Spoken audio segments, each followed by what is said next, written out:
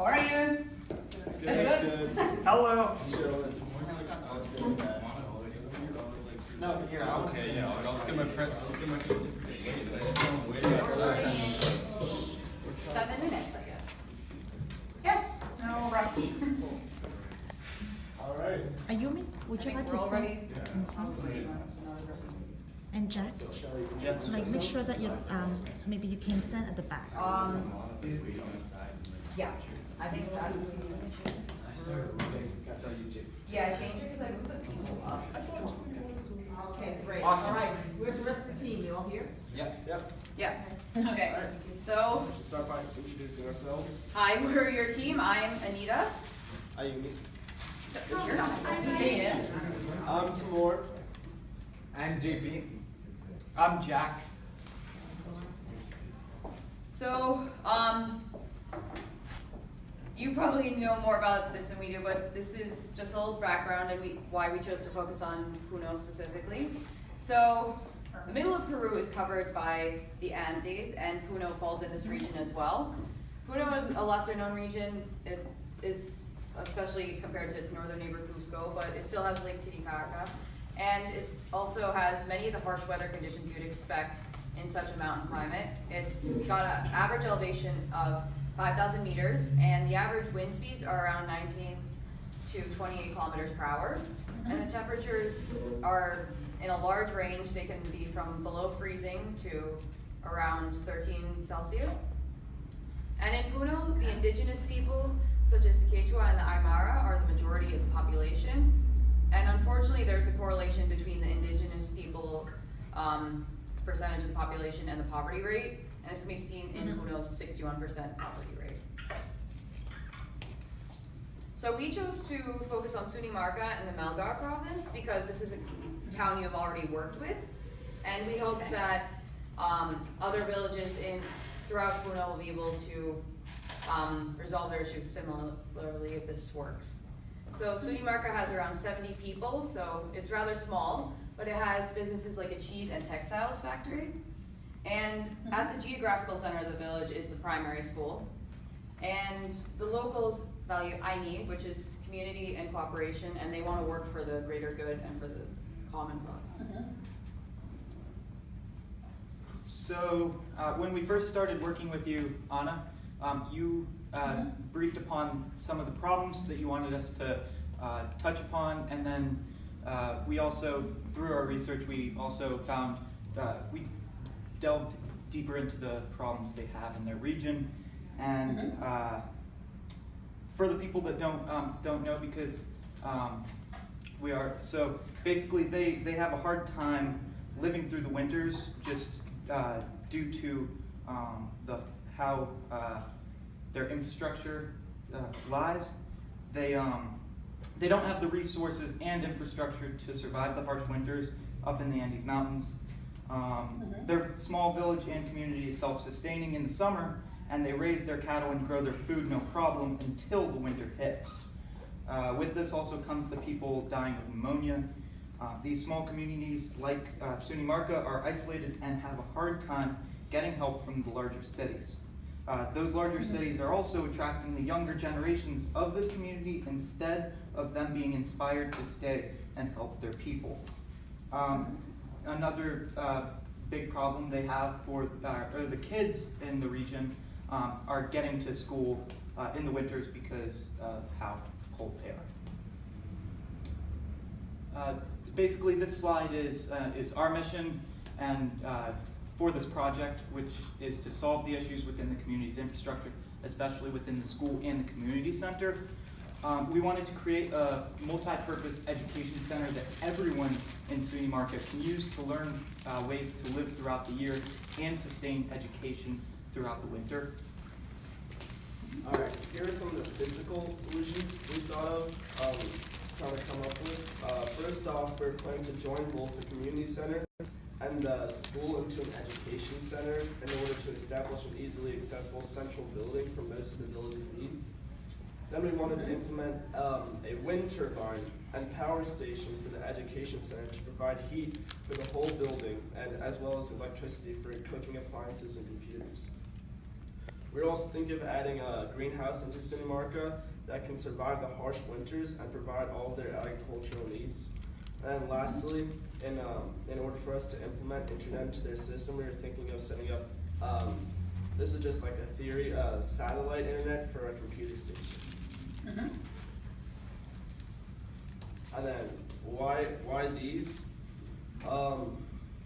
The Andean winds are optimal for the turbine, so they can provide a strong, reliable, and continuous power source for the center, generating more than enough power for it and other necessities. With this reliable power source, we would be able to provide heat for the building during the winters, preserve the food, and allow for them to access their computers. The location of the education center also plays a huge role in the stability of Sunimarca. Since it's centrally located in the village, it will be relatively easier to access in the winter. Then the greenhouse will create a continuous warm environment, fulfilling most of the agricultural necessities of the village year-round. And this slide, as the title implies, is just talking about how the actual turbine works. And you'll be able to take a look into it as well. But basically, they operate on a simple principle, and it is an effective way to create energy. The wind turns the propeller-like blades around a rotor that is connected to the main shaft that spins a generator in order to create electricity. The generator is what provides the actual electricity to the education center. And one thing we want to make sure of is that the building itself will be insulated enough that once the heat is pumped in, then it'll be able to retain heat.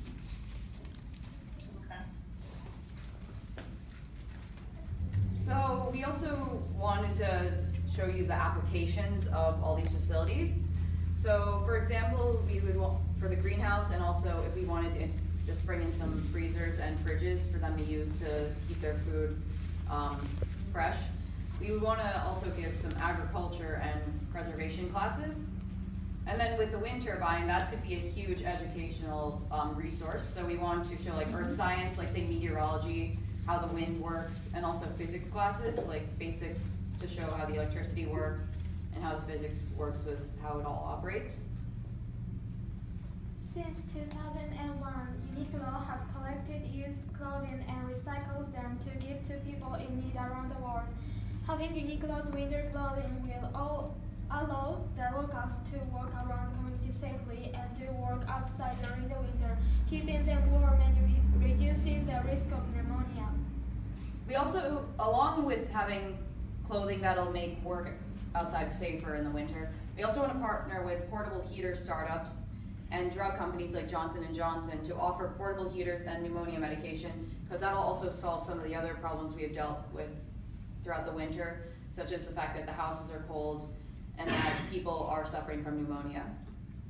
And the reason we wanted to implement the computer station is that for the winter, if teachers cannot get to Sunimarca very easily, they can teach remotely, such through mechanisms like Skype.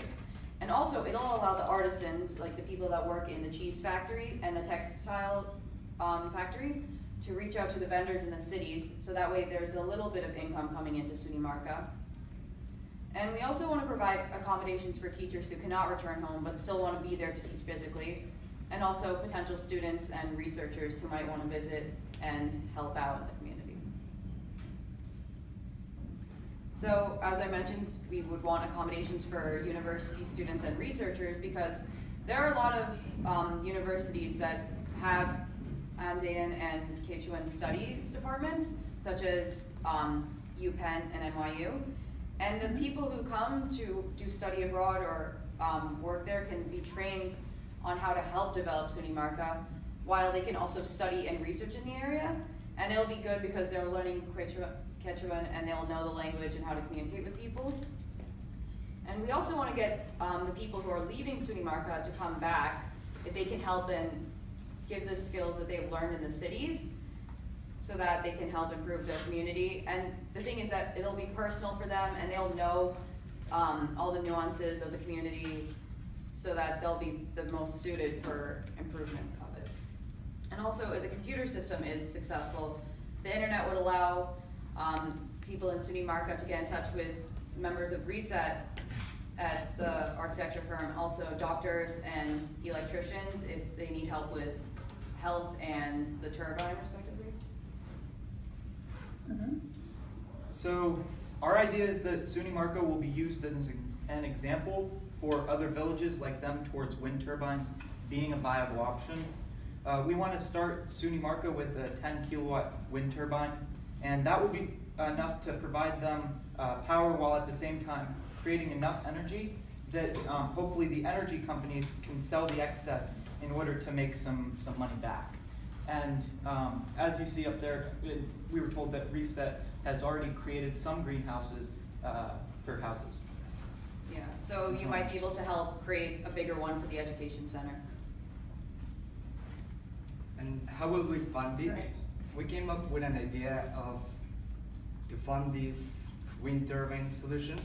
And we would like to invite an energy company from Peru, like Edelnor or Edelgel, which are one of the biggest energy companies from Peru, to join the project by installing the wind turbine.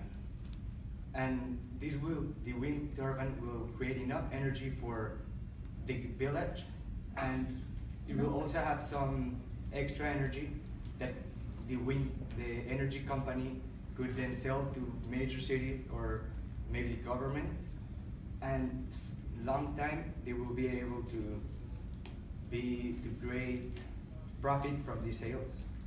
However, the turbine is cheap enough, so if we don't get energy company to install it, we could somehow do it ourselves. And yeah, Okay. we are happy to answer any of your questions. Thanks.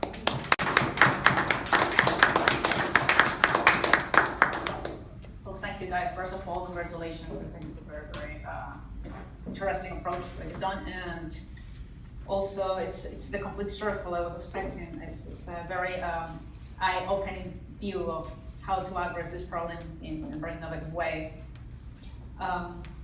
Yes, I have definitely a few questions. I'm very interested in this science and tech approach in renewable energies for the community. I think that's a great field to explore, given all the conditions and all the primary resources and energy possible to get in the community.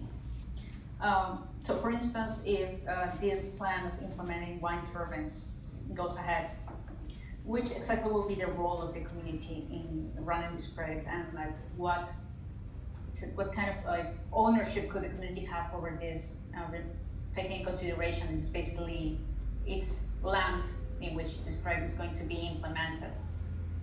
Are they going to have any technical assistance in implementation and monitoring, or what are your thoughts on how this could be long term? Well, so we're thinking that implementing this in SUNY Marca, it would be an example, and we'll see how the community responds to it. And if they do respond well, then we're thinking moving forward, then it could be a great option for other communities in the Peruvian highlands like SUNY Marca. And that and also to get it going, it would be useful, or I guess having the university students would be useful because they could consult maybe physicists and electricians within their university to talk about how to work with the wind turbine and how to get it running. And also if some of the people that are leaving SUNY Marca, like the younger generations who want better work, if they know any, if they have electrical expertise, they could come back and try and help people and explain it in a way that would work for the community. And then having those classes, say that we mentioned, that are related to the turbine, then kids might be interested in learning about it and might want to help with maintenance and learning how it operates. So it's basically like a long-term partnership we could set with imaging communities and the universities. Okay, that's a great idea. So my other thoughts are that if this system is implemented, it's definitely a huge inversion for a very low-income community. In which ways do you think more people could benefit from the infrastructure placed in SUNY Marca only? Do you think maybe kids from their communities could move to Sunimarca temporarily or by some months to, learn about this, or I don't know, what are your thoughts? Well, yes, so Yes. basically the community center and school that would happen and be powered by the wind turbines, that would be a very welcoming place for everyone. And yeah, I'm assuming that the communities, the surrounding communities, would also be able to benefit from it. And and we're thinking that that space will also be able to provide to them food preservation methods such as freezers. And so over the winters, they can come there and be provided with the food that needed to survive through the winter, as well as the greenhouses that they can continue growing stuff over the winter. Because Sunimarca is like a very small community, I think 70 people to 100. How many turbines would we need to live? Just, I think just one. To some extent, Yeah. just one. I think because that'll power enough of the needs, and we also consider the fact that the indigenous peoples of Peru are very big on like being connected to nature, and we didn't want. And there's been plenty of complaints about like wind turbines being very environmentally disruptive, so we figure just having one is like enough. And then if they warm up to the idea more, maybe we can add a second, but there really isn't a need for it.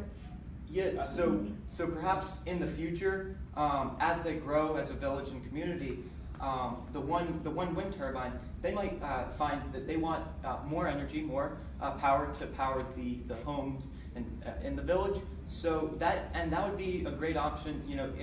It'll be easy for them to because they're already warm to the idea of the wind turbine, to maybe install another 10 kilowatt wind turbine to provide more power for the actual homes in the villages, instead of just the community center and school. Yeah, the first one should keep them going for a while though, like if they really need to ramp up the energy needs. Another topic you mentioned was basically the brain drain from the community. How do you think like this project can actually engage youth from Sunimarca from not going away? Is there any like very clear example you could depict? Okay, so I guess a way to keep the people that are leaving back in work. So I guess having the computers in the education center could be useful for doing remote work. If they still want to do work for the cities, but they can do it from further away. And having the new technology in Sunimarca will give them opportunities to work within it, because they'll have the expertise from, say, if they went to go outside and do schooling, or if they were already doing like vocational work. Any examples of like that, maybe?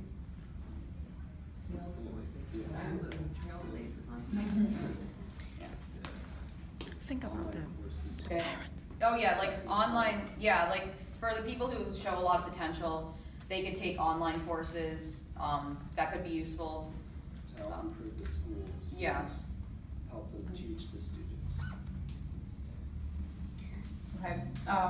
My perception of this is basically all the strategies you are thinking about work very well as a system if you think them about them integrated. However, in Peru, like things tend to go very slow. Do you think your project would still work if it's implemented by stages, or do you think it's necessary like just to like get up one single huge budget and try to implement everything at the same time? I think Definitely stages, not definitely, but I feel most like stages, because we don't want to put on like too much of a cultural change for them immediately. Yeah. And just slowly ease into it, see how they like feel about it, how they like, what their opinions are on it, and go on from there.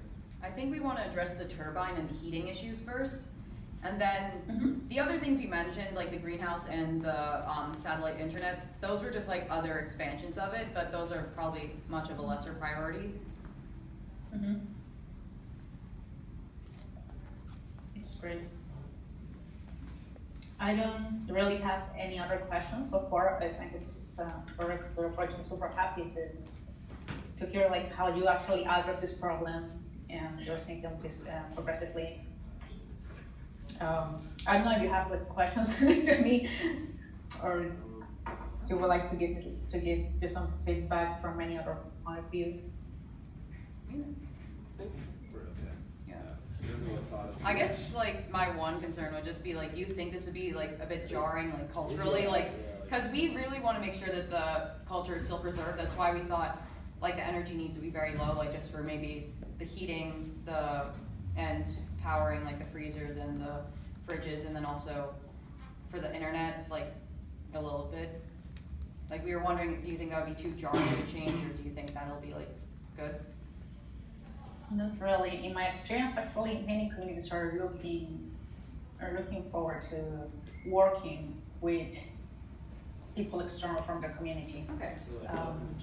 That's They are very actually open-minded. Yes, they are very attached to the roots, but that doesn't mean that they are open to receive information or training or any kind of infrastructure that can help us like live better. Yeah, good. We just don't want to force anything on them. No, it's great, and especially if you're like targeting this educational point of view, it's even better because education is related to your children, and basically their main motto is the general population. That can make you like say yes to any decision. Listen. Okay. Say yes. Yeah, congratulations again for the great job.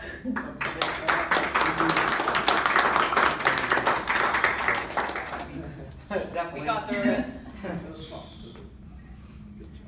So maybe similar to our other clients, if you could share with Anna some of the things that, you know, that you feel that you got out of the experience and things that you either found surprising or challenging personally as part of the project. Definitely trying to respect other people's opinions was hard. Yeah, because And when we're talking over each other and yelling, but I feel like we're all mainly kidding about it. yeah, like There's we. a lot of yelling, but we all like each other and Yeah. good. Enough. In addition to the sources, I sent you. Did you find it difficult to find more information about the islands in Peru? Yeah. Yeah. That was one of our main problems at the beginning. To really start the research and just get in. Yeah, exactly. Like it was very helpful to have a specific location because then we had an idea of what we were working with. Because yeah, our Ayumi over here was doing a lot of research on the Andes, and she kept coming up to me and she's like, you need to give me more specific areas because it's just so broad and every area's got different weather, like different conditions. So like, please help me. And Yeah, definitely, man. Yeah. oh no, I was just gonna say Yeah, some other difficulties was we actually once we got into the research and everything, we started coming up with ideas and everything. One of the most difficult parts of that was though sifting through the ideas and making sure, because we wanted to present to you what the best of us and what we can do, and I hope we did that. So. You did. Yes, definitely working with territories far away from the capital city in Peru. It's very hard, especially for the latest information. So it requires a lot of work on site. In this case, it was challenging because of the distance, for sure. But still, I'm surprised how well you did it. Thank you so much, Nadia.